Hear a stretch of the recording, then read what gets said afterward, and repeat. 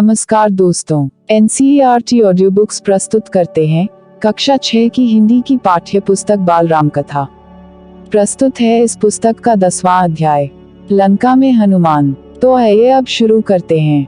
हनुमान उठे, अंगड़ाई ली, झुककर धरती को छुआ और एक ही छलांग में महेंद्र पर्वत पर जा खड़े हुए। जामवंत सफल हो गए थे हनुमान को उनकी शक्ति की याद दिलाने में। पर्वत शिखर पर खड़े हनुमान ने विराट समुद्र की ओर देखा।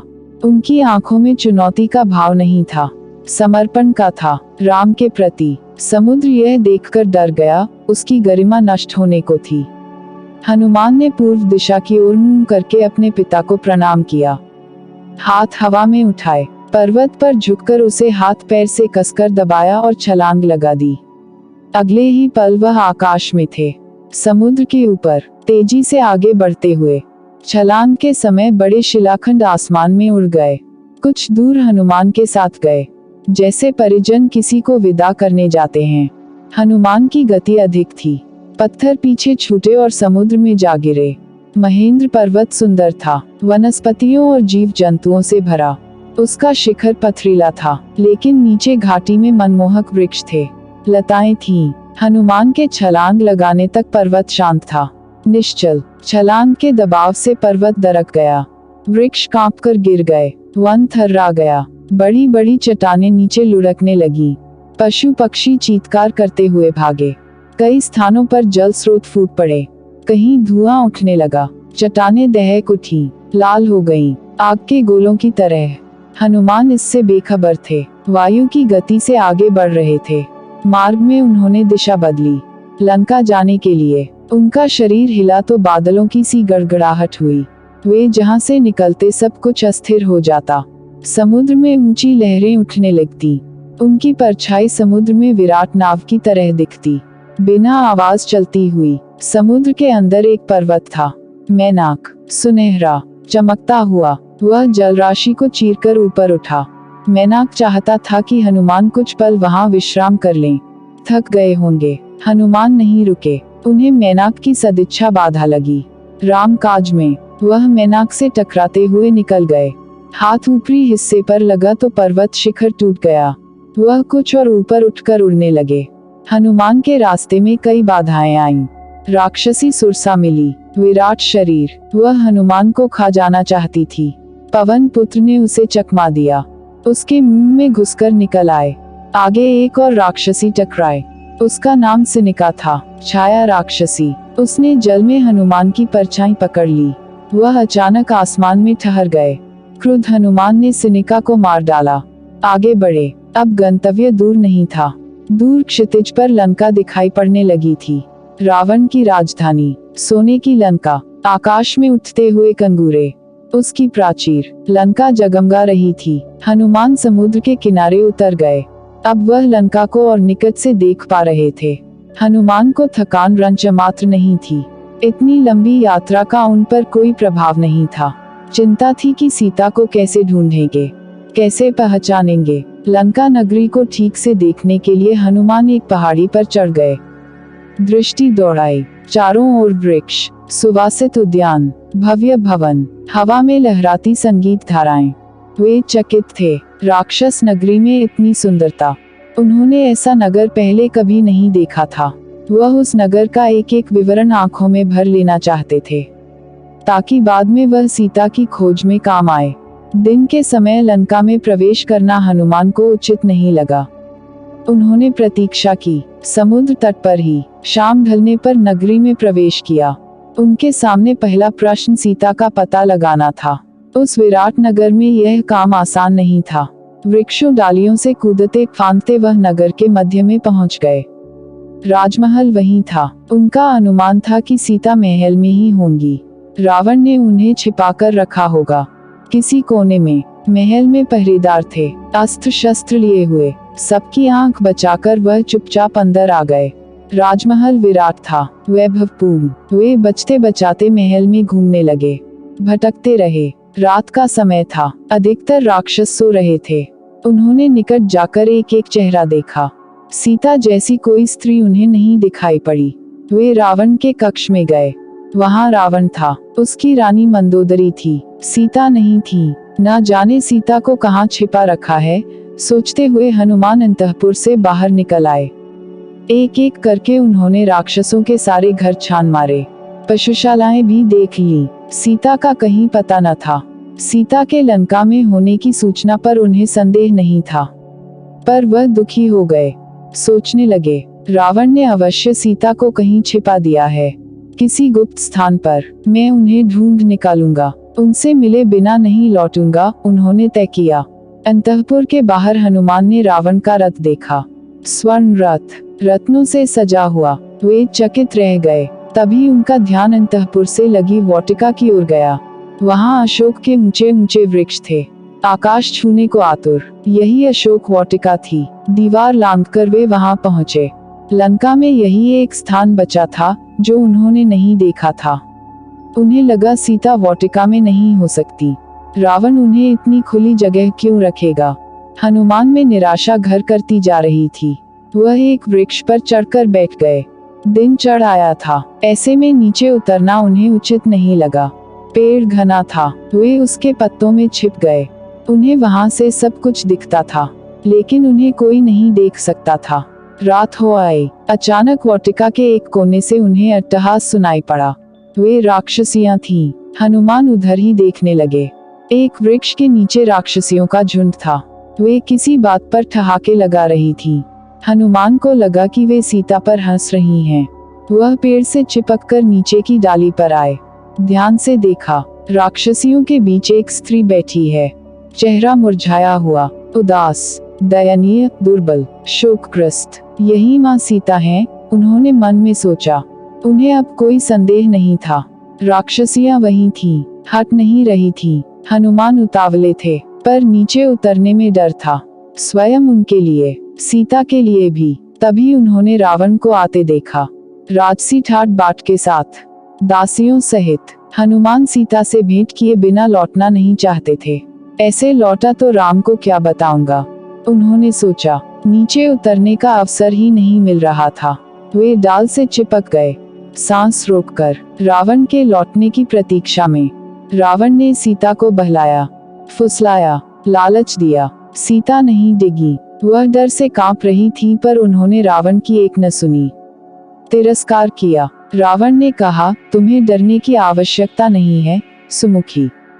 मैं तुम्हें स्पर्श नहीं करूंगा जब तक तुम स्वयं ऐसा नहीं चाहोगी। मैं तुम्हें अपनी रानी बनाना चाहता हूँ। मेरी बात मान लो और सुख भोग करो, अन्यथा मैं तुम्हें तलवार से काट डालूंगा। सोच लो, तुम्हारे पास अब केवल 2 महीने बचे हैं। ऐसा कभी नहीं होगा, दुष्ट। राम के सामने तुम्हारा अस्तित्व ही क्या है। मुझे राम के पास पहुंचा दो, वे तुम्हें क्षमा कर देंगे। तुमने ऐसा नहीं किया तो सर्वनाश निश्चित है। तुमने अपराध किया है, तुम्हें कोई नहीं बचा सकता।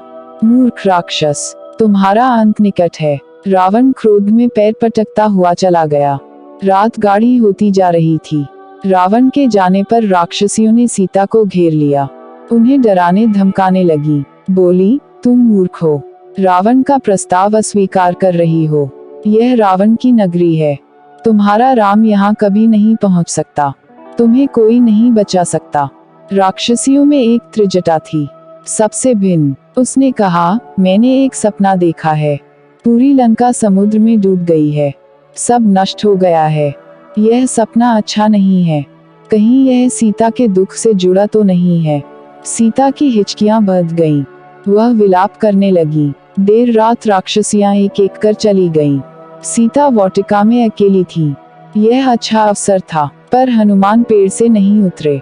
कहीं सीता मुझे भी राक्षस न समझ लें, मायावी चाल मान लें, उन्होंने सोचा। पेड़ पर बैठे बैठे उन्होंने राम कथा प्रारंभ की, राम का गुणगान। रावण की लंका में राम चर्चा सुनकर सीता चौंकी। उन्होंने ऊपर देखा, जिधर से आवाज आ रही थी।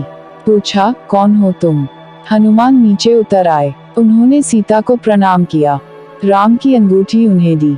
कहा, हे माता, मैं श्री राम का दास हूँ, किष्किंधा के वानरराज सुग्रीव का अनुचर।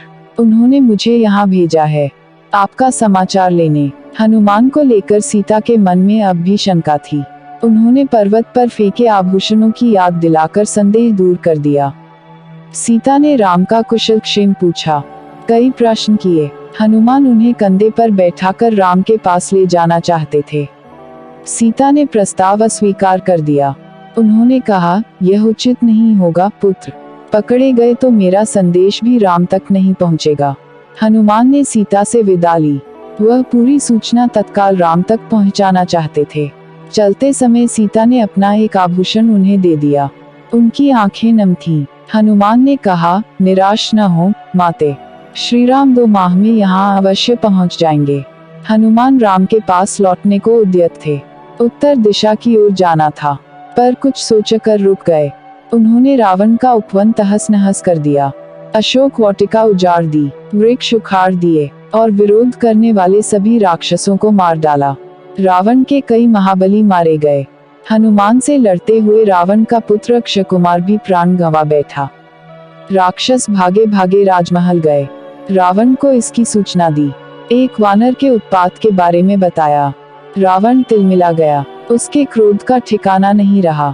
उसने मेघनाद को भेजा। अपने सबसे बड़े बेटे को कहा, उस वानर को मेरे सामने उपस्थित करो, उसने जघन्य अपराध किया है। मेघनाद ने हनुमान से भीषण युद्ध किया। वह इंद्रजित था, एक बार इंद्र को परास्त कर चुका था। उसने अंततः हनुमान को बांध लिया।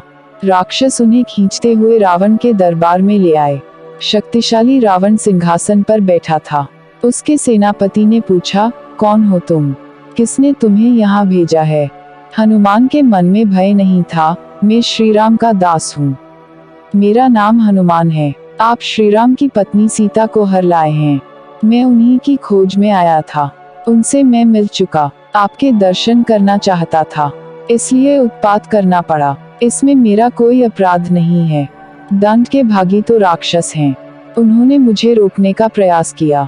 क्रोध में रावण हनुमान को मारने उठा। छोटे भाई विभीषण ने उसे रोक दिया। कहा, आप नीतिवान हैं राजन।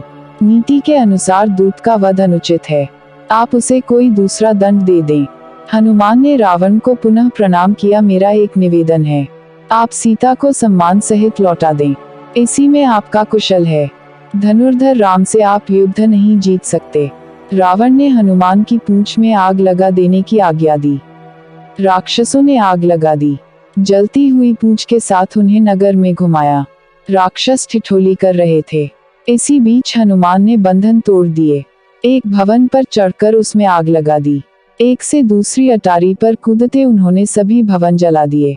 हाहाकार मच गया। लंका जल रही थी। धू धू कर राक्षस विलाप करने लगे। अचानक हनुमान को सीता की चिंता हुई। वे अशोक वाटिका की ओर भागे। डर था कि कहीं आग उन तक न पहुंच गई हो। सीता सकुशल थी, पेड़ के नीचे बैठी हुई, आग से अप्रभावित। हनुमान ने उन्हें प्रणाम किया, आशीर्वाद मांगा और उत्तर दिशा की ओर चल पड़े, राम के पास। दूसरे तट पर सभी हनुमान की प्रतीक्षा कर रहे थे। अंगद, जामवंत, अन्य वानर आते ही उन्हें सबने घेर लिया। हनुमान ने संक्षेप में लंका का हाल सुनाया। सीता से भेंट का क्रम बताया। कहा, मैंने उन्हें देखा, बात की। यह समाचार शीघ्र श्री राम तक पहुंचाना चाहिए। समय अधिक नहीं है। वानर किलकारियां भरने लगे। प्रसन्नता में वानरों का उत्पात बढ़ गया। उन्होंने मार्ग के कई वन उजाड़े, फल खाए और फेंके, दौड़ते हुए चले और किष्किंधा पहुंच गए, राम के पास। वानरों को साथ लेकर सुग्रीव वहां पहुंचे। हनुमान ने राम को सीता द्वारा दिया गया आभूषण दिया। राम की आंखों में आंसू आ गए। उन्होंने हनुमान से कई प्रश्न किए। वे कैसी हैं, कैसे रहती हैं, उन्होंने कोई संदेश भेजा है? हनुमान ने पूरी बात विस्तार से कही। कहा, मैंने उनसे भेंट की। वे व्याकुल हैं, चिंतित हैं, हर समय राक्षसों से घिरी रहती हैं, आपकी प्रतीक्षा कर रही हैं। उन्होंने कहा, यदि श्री राम 2 माह में यहाँ नहीं आए तो पापी रावण मुझे मार डालेगा। राम शोक में डूब गए। भाव विह्वल होकर उन्होंने हनुमान को गले से लगा लिया। आंसू रोक नहीं पाए। लक्ष्य स्पष्ट था, लंका पर आक्रमण। समय कम था। सुग्रीव ने युद्ध की तैयारियां तत्काल प्रारंभ करने का निर्देश दिया। वानर सेना इसके लिए पहले से तैयार थी। उत्साहित थी। इस बार उन्हें अलग अलग टोलियों में बांटने की आवश्यकता नहीं थी। अलग दिशाओं में नहीं जाना था। सबका लक्ष्य एक था। दिशा एक थी, दक्षिण। सुग्रीव ने लक्ष्मण के साथ बैठकर युद्ध की योजना पर विचार किया। योग्यता और उपयोगिता के आधार पर भूमिकाएं निर्धारित हुई। हनुमान, अंगद, जामवंत, नल और नील को आगे रखा गया। समुद्र पर चर्चा हुई। उसे कैसे पार करेंगे? सेना का हर वानर हनुमान नहीं था। यह एक चुनौती थी। देर रात तक चर्चा का विषय रही। हमारी पाठ्य पुस्तक का 10वां अध्याय यहाँ समाप्त होता है। आपसे अनुरोध है कि इस वीडियो को ज्यादा से ज्यादा शेयर करें। इस वीडियो से संबंधित कोई शिकायत या सुझाव हो तो आप हमें कमेंट बॉक्स में जरूर लिखें। आपकी प्रतिक्रिया हमारे लिए महत्वपूर्ण है। अब हम आपसे मिलेंगे इसी पाठ्य पुस्तक के 11वें अध्याय लंका विजय में। तब तक के लिए खुश रहिए, मस्त रहिए और खूब मन लगाकर पढ़ाई कीजिए। जय हिंद, जय भारत।